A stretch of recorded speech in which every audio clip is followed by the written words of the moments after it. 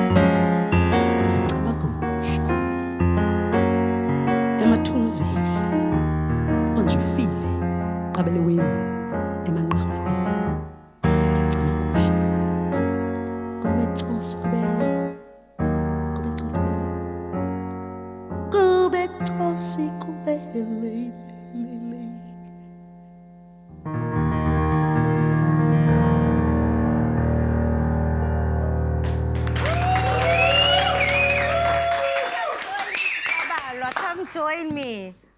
What an incredible way to kick off the show with that incredibly crisp voice. Thank you so much. How are you today?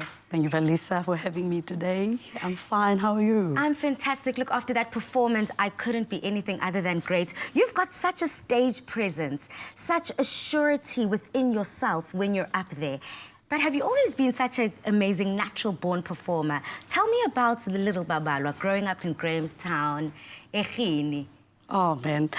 Babalwa grew up in the dusty streets of Grahamstown, Ngidi.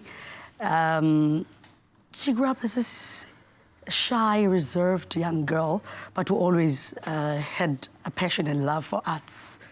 And I used to perform around the halls of Grahamstown, imitating the likes of the late Brenda Fassie, Mama Miriam Makeba, Dolly Parton, and I used to dance a lot because my mom had an organization for young kids called Masimanyane. Wow. It's come together as young kids. So that's where it all started, even at church. I can't even imagine you on the streets performing, acting like Usis Brenda.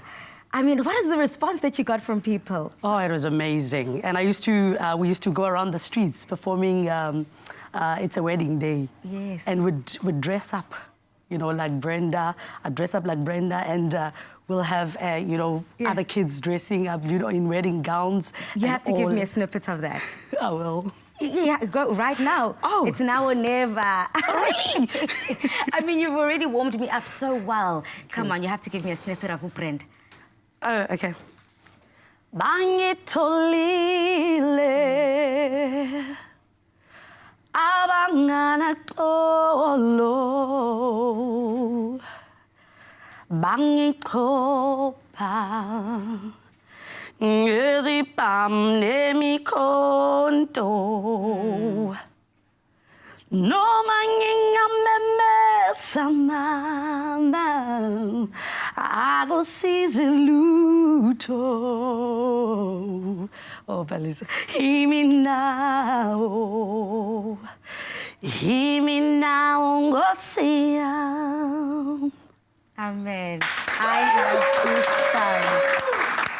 I have goosebumps. That got me in my emotions. Oh, rest in peace, Mam Brenda. So, Yes, I loved her so much. So she was one of your influences, I'm guessing, growing up. And who else really touched you when you were at that young age and you just felt like this is what I want to do?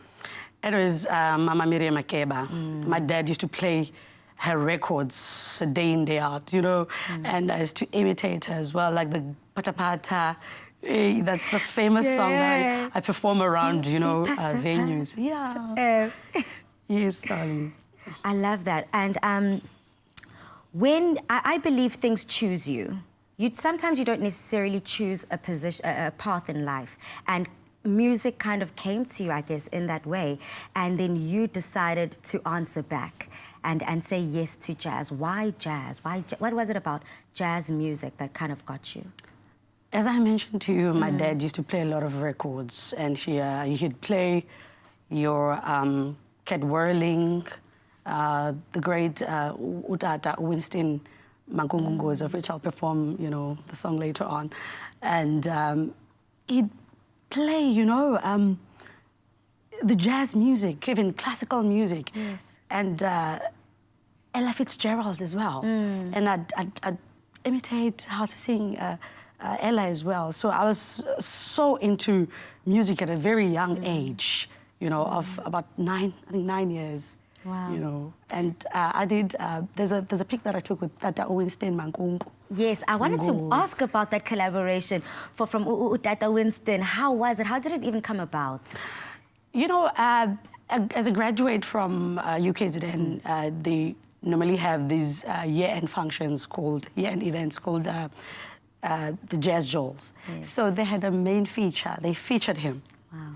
So, I just couldn't resist to take a pic with him. I asked, Dad, can we please take a picture with you? I didn't know I'd be sitting here today and just, you know, talking about him. And about to perform for, you know, that song. And with being at UKZN, I mean, coming from Durban myself, the music department is incredible. Oh, yes. And so many great musicians are birthed from there. How was the university experience? At first, it was a bit... I was a bit overwhelmed, you know, with a lot of work that was given to us, you know, being, you know, from Grahamstown, not knowing how to read and write music. I only started studying there, you know, how to, you know, when someone has to put a chart in front of me and I'll be able to sing and perform with a pianist, you know. And I've learned a lot from that journey, you know, from UKZN. And having the greatest lecturers to support us, you know, as musicians or those developing musicians of that time, you know, it made it more easier at the later stage. And I mean, natural talent is one thing, but I also believe that you have to refine your craft. You have to kind of delve in and find out the theory behind it all. But as a trained musician, what are the biggest lessons that you feel that you probably wouldn't have been able to acquire had you just gone the self-taught route?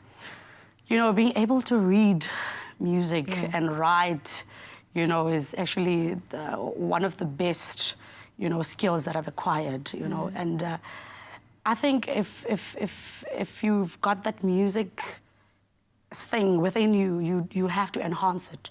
You have to go and get an extra skill, you know, in order for your career to blossom. Well, your career is surely blossoming right now. I am such a huge fan of you, your voice, your presence and your talent. If you just tuned in, I'm sitting with Sis Babalwa, who is an incredible, not only jazz performer, but you're also a composer. And I can't wait to get into the kitchen with you a little later in the show. Oh, I'm excited. So don't go anywhere. Let's cook after this break as we make a mouth-watering hake in a bag with chorizo butter. Now, I hope Babalwa can stand the heat in our kitchen. See you after the break.